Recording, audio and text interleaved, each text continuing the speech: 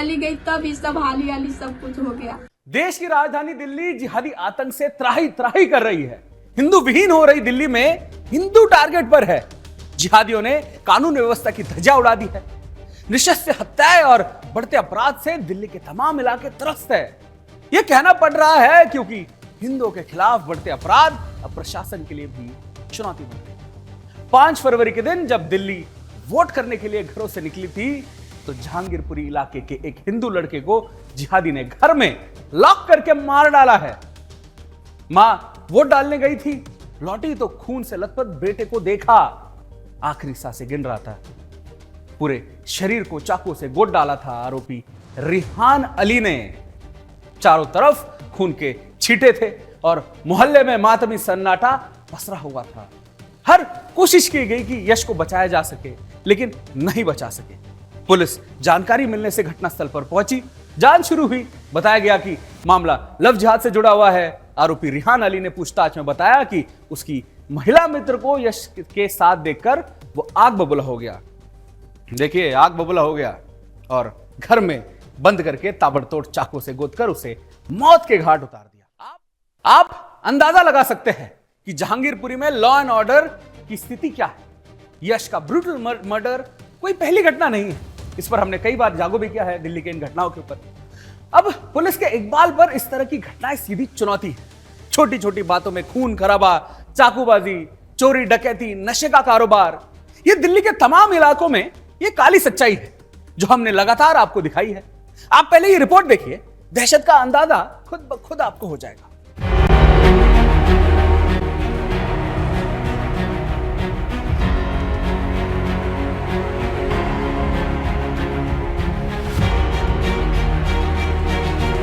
दिल्ली वाले लोकतंत्र का महापर्व मना रहे थे, नई सरकार चुनने के लिए वोट डाल रहे थे। उसी समय इस देश की राजधानी में एक और जिहादी वारदात को अंजाम दिया जा रहा था। देश की राजधानी दिल्ली के अंदर एक बार फिर से एक हिंदू युवक यश सिंह की चाकुओं से गोद कर हत्या कर दी गई।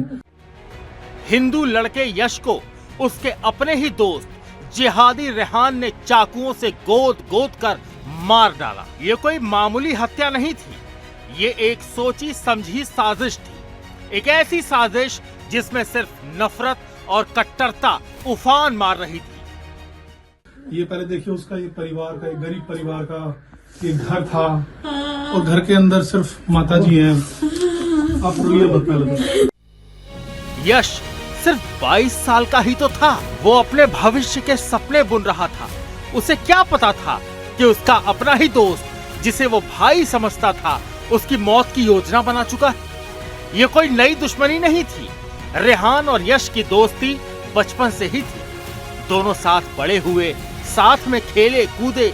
लेकिन जब रेहान ने एक हिंदू लड़की से दिल लगा लिया और यश को उस लड़की के साथ देखा तो उसके दिल में जलन की आग भभक उठी। इस आग ने रेहान को इस कदर अंधा कर दिया कि उसने वही तय कर लिया कि अब यश को जिंदा नहीं छोड़ेगा। और फिर वो मनहूस काली रात में यश बिना किसी अंदेशे के अपने दोस्त रेहान से मिलने पहुंचा। लेकिन उसे क्या खबर थी कि ये उसकी जिंदगी की आखिरी चंद पल होने वाले थे। रेहान ने पहले उसे मीठी मीठी बातों में फंसाया, फिर अचानक से चाकू निकाला और बिना सोचे समझे यश पर वार करने शुरू कर दिए। उसने यश पर ऐसे चाकू चलाया जैसे कोई गाजर मूली काट रहा हो। एक एक करके वो चाकू की नोक से यश के पूरे जिस्म को छलनी कर डाला और यश लहू लुहान होकर गिर पड़ा। रेहान की आंखों में नफरत और सिर पर जिहादी जुनून सवार था। यश की सांसें टूट चुकी थीं, कमरे में खून फैला हुआ था। माँ वोट डालकर लौटी तो बेटे को देखकर होश खो बैठी। चित्कार उठी, मातम सा पसर गया पूरे इलाके में। माँ का कलेजा दुनिया से चला गया। पुलिस खाना पूर्ति करेगी, रेहान कुछ दिन बाद शायद छूट भी जाए, लेकिन दिल्ली के मिनी पाकिस्तानों में चल रहा ये जिहादी आतंक कैसे रुकेगा? बड़ा सवाल है। और कितने यश इन जिहादियों के आतंक के हत्थे चढ़ेंगे? दिल्ली के अंदर लगातार लॉ एंड ऑर्डर की सिचुएशन जो है वो खराब होती नजर आ रही है। एक और यश सिंह की चाकू से गोद कर हत्या कर दी गई। दिल्ली पुलिस ने इस पूरे मामले में रेहान अली को गिरफ्तार किया है। सागर कुमार, सुदर्शन न्यूज, दिल्ली। यह पहली बार नहीं है जब जहांगीरपुरी के गलियों में हिंदू खून से सनी सड़कें दिखाई दी गई हो। यह इलाका अब मिनी पाकिस्तान बन गया है, जहां जिहादी आदमखोर हिंदुओं के खून के प्यासे बने बैठे रहते हैं। बेगुनाह हिंदुओं की जान लेने में आम बात हो गई है। कुछ लोग तो मैदान छोड़कर भाग गए। जो डटे हैं उनकी सुरक्षा की गारंटी तो होनी चाहिए ना। यह सरकार और प्रशासन की जिम्मेदारी है, जवाबदेही है। आखिरकार कब तक बच्चे बेमौत मारे जाते रहेंगे, आंसू बहते रहेंगे। यश की मां की पीड़ा का अंदाजा लगाना मुश्किल होगा। निशब्द है मां, सुनिए क्या कह रही है।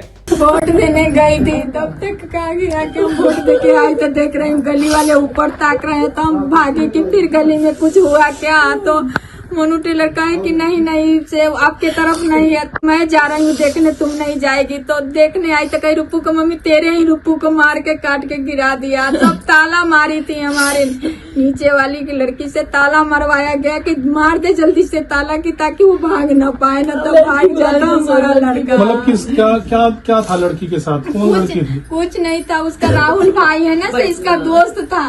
उससे बड़ी लड़की से बड़ी लड़की भाई है उसका दोस्त था। लड़की जबरदस्ती अपने यार को बचाने के लिए उल्टा सीधा बयान दे रही, लेकिन मैं इसको नहीं छोड़वाऊंगी, हमको इंसाफ चाहिए सर। रिहान नाम के लड़का है, वो लड़की का अथी है, रिहान नाम का। हाँ, जो पकड़ा गया है वही उसका कार लिया, लेकिन झूठ नाम लगा रहा है कि उसके हाथ में, अगर उसके हाथ में चाकू होता तो वैसे मरा जाता कि एक चाकू उसको भी लगता, पहला वार तो करता। उसको कुछ भी नहीं है, झूठ फंसे। ये है ना, थाने वाले चाह रहे हैं कि मैंने उसको अति कर घूस लेके बचा। सवाल यह है कि इन जिहादियों को इतनी हिम्मत कहां से मिल रही है?